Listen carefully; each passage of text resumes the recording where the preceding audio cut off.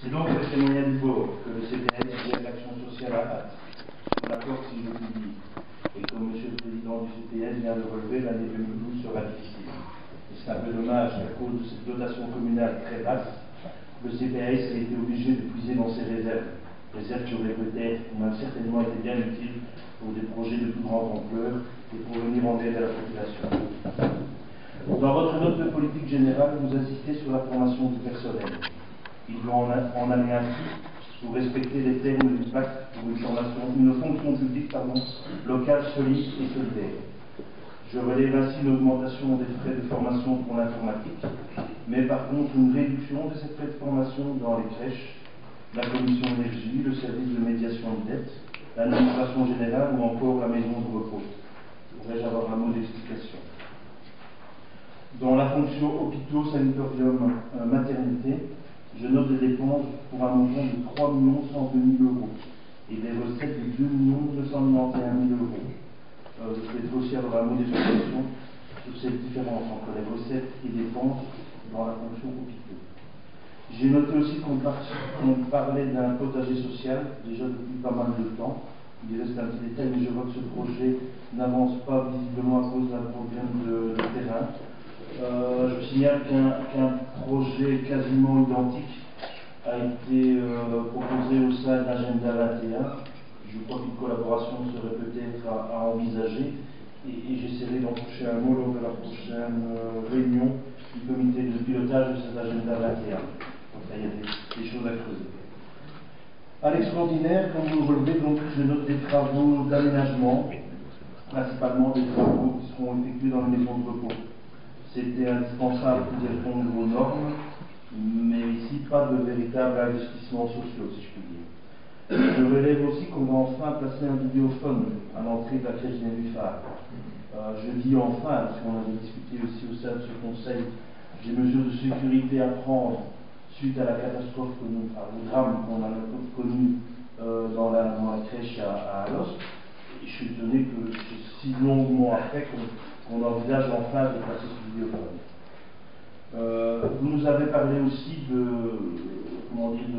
personnes demandeuses, évidemment, de rentrer dans les halls de la ville.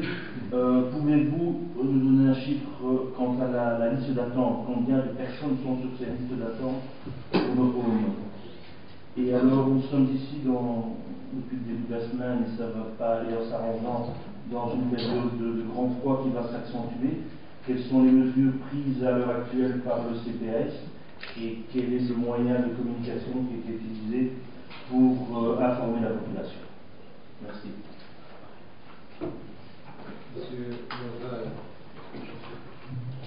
Président, Monsieur Postio, le 4 novembre 2011, vous nous avez présenté le compte 2009 du CPAS et j'ai revu mes notes et dans les grandes lignes, je pourrais presque tout répéter ce jour, car malheureusement, mes remarques ne vous ont pas inspiré pour la confection du budget 2012. Pour rappel, et sans égrener de chiffres, on m'a demandé de ne pas citer trop de chiffres, il y a l'insuffisance, j'insistais sur l'insuffisance de la dotation communale, l'identification des résultats par service et, à l'extraordinaire, le peu de réalisation par rapport à ce qui était annoncé. Je dis que mes commentaires ne vous auront pas inspiré pour la confection du budget 2012, mais certains semblent quand même faire consensus. En effet, outre ce que vient de dire M. Postio, je lis dans le rapport de la commission budgétaire les paroles du président M. Montanari. Le budget 2012 répond aux recommandations de la circulaire budgétaire et du CRAC et enregistre un déficit de 1 600 000 tel que déjà prévu dans le plan de gestion. Pour rappel, ce plan de gestion, nous le réclamons régulièrement, nous ne l'avons pas connaissance. Ce budget est réaliste et tient compte de l'évolution de l'aide sociale. Notons la stabilisation des recettes globales et une faible augmentation des dépenses. La dotation communale reste inchangée par rapport à l'exercice précédent et représente 44,37 € par habitant et devra impérativement être revue pour les exercices prochains. Enfin, il est à noter que les maisons de repos enregistrent un boni et que par contre, les départements crèches et gardes malades sont en déficit. régulièrement, le secrétaire, M. Raff, dit le budget 2012 enregistre un déficit d'1,6 million couvert par un prélèvement sur le fonds de réserve. Notons enfin la stagnation de la dotation communale à un niveau très faible. Il recite 1 265 000 et 40,67 par habitant, alors que la moyenne du cluster oscille autour de 108 €. Chiffre que M. Montanari a recité. Personnellement, lors de l'examen des comptes 2009, moi j'avais trouvé un chiffre de 120 € par habitant, mais on peut rester sur les 108. Le déficit des fonctions crèche et garde malade et le boni des maisons de repos. Donc, consensus entre le président et son secrétaire. Et Mme Plascar, receveur, elle préfère le titre de receveur à receveuse. Le budget 2012 présente un déficit d'1,6 million, compensé par un prélèvement sur le fonds de réserve, ce dernier s'élevant ainsi à 549 148 €. En 2012, il sera alimenté par un boni du compte 2010. Donc là, on nous dit déjà que pendant l'année, on va avoir le boni de 2010, mais effectivement, nous, les chiffres du compte de 2010, on ne les connaît pas. Donc, ils vont les annoncer dans le trimestre. Nous verrons, mais on doit déjà partir sur une base sans avoir les chiffres. Pour rappel, les chiffres des comptes de 2010 auraient dû nous parvenir avant le mois d'octobre 2011. Donc, et même encore plus tôt, je pense. Ce qui fait qu'il est toujours très difficile d'évaluer un budget sans connaître l'antépénultième compte. On fait, et ça c'est devenu récurrent ici, que ce soit pour les comptes de la ville, du CPS, je ne parlais pas de la police, mais on fait des budgets sans savoir ce qu'on a dépensé 1 an, 2 ans, 3 ans avant. Très difficile. Je poursuis. Et nous permettra, toutes choses restant égales, d'atteindre un équilibre budgétaire en 2013. Les dépenses de personnel non refacturées s'accroissent de près de 5% par rapport aux prévisions initiales de 2011. Et enfin, j'expresse la dernière phrase. En matière de rentabilité de service, relevons le boni de nos 2 maisons de repos et le déficit des crèches et des gardes malades. Donc, je veux dire que les problèmes sont clairement identifiés par chacun. On sait qu'il y a un problème au niveau de la dotation communale et on a identifié les services qui posaient problème éventuellement ou à tout le moins sur lesquels on pourrait se pencher pour réduire les déficits éventuels. Et tout le monde reconnaît que pour 2013 ou 2014 ou plus tard, suivant qu'effectivement que le compte 2010 nous apporte le million gagnant, la dotation communale devra dépasser les 3 millions. Or, depuis 2007, alors même que la ville ne verse qu'une dotation réduite au CPAS et que ses recettes fiscales ont augmenté de près de 5% chaque année, elle était obligée de prélever plus de 3,5 millions sur les revenus antérieurs pour équilibrer ses propres comptes. Le retour à une dotation normale impliquera donc un séisme budgétaire à la ville. Ce budget 2012 étant le dernier de la mandature, il nous oblige également à regarder un petit peu le chemin parcouru. Et si notre personnel a permis de pérenniser l'essentiel, on ne peut que déplorer les occasions manquées. En effet, pourquoi les millions venant de la vente de l'hôpital n'ont-ils pas été utilisés à réduire notre endettement? Quand je dis notre, je pense au CPS, puisque c'est de l'argent du CPS, puisque pendant des années, les générations précédentes avaient investi dans un hôpital, il semblait logique que le fruit de ces investissements sociaux revienne à l'action sociale de la ville. Mais ça n'a pas été le cas. Moralité, chaque année, encore plus d'1 million d'euros devraient être versés par le CPS aux banques.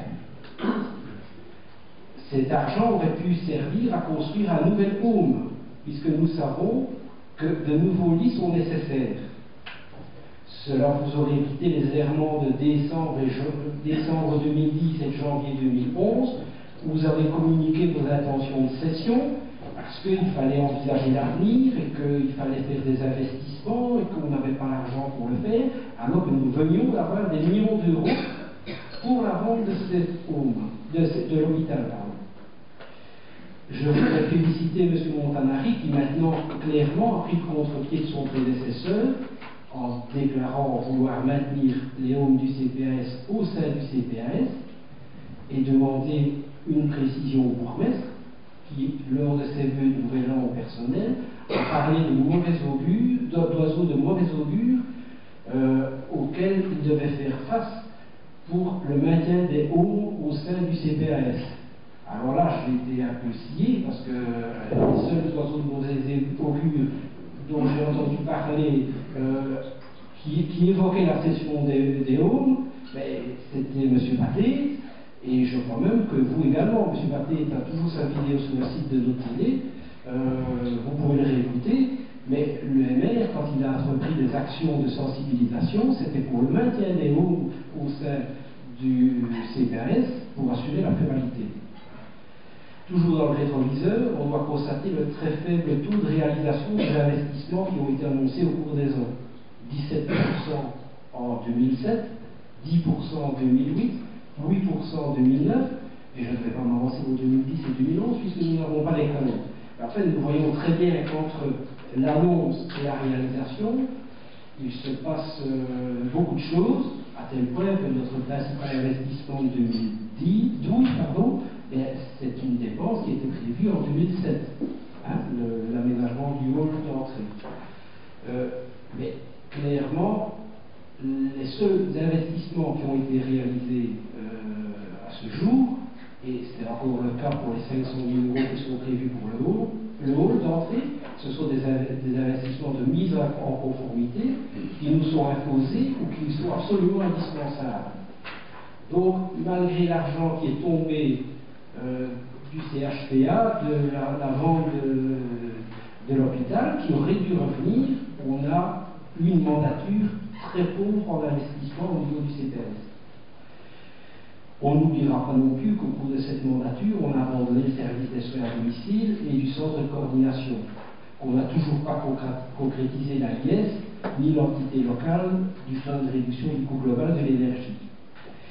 Et malgré cela, nous avons mangé nos bonis.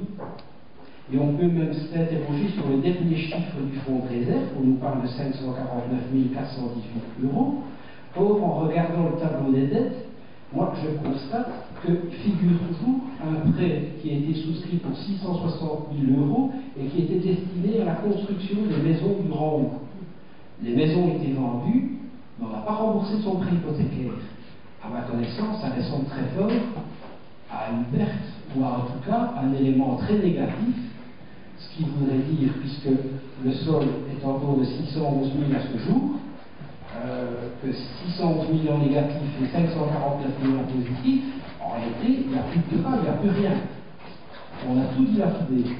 Alors, encore une fois, que ferons-nous réellement en 2013, en 2014? Bonne chance, nos successeurs. Monsieur Montanari, vous avez pris un poste qui était très chaud. J'espère pour vous que la fin de la mandature se passera bien, mais je ne suis pas convaincu qu'il y aura beaucoup de candidats à une succession après le mois d'octobre s'il n'y a pas une révision profonde du financement du CPAS. Et alors, si ça se fait, il faudra bien voir où on va aller chercher le 1,5 million, les 2 millions qu'on va retirer du budget de la ville. Je vous remercie. Peut-être avant de donner la parole au président du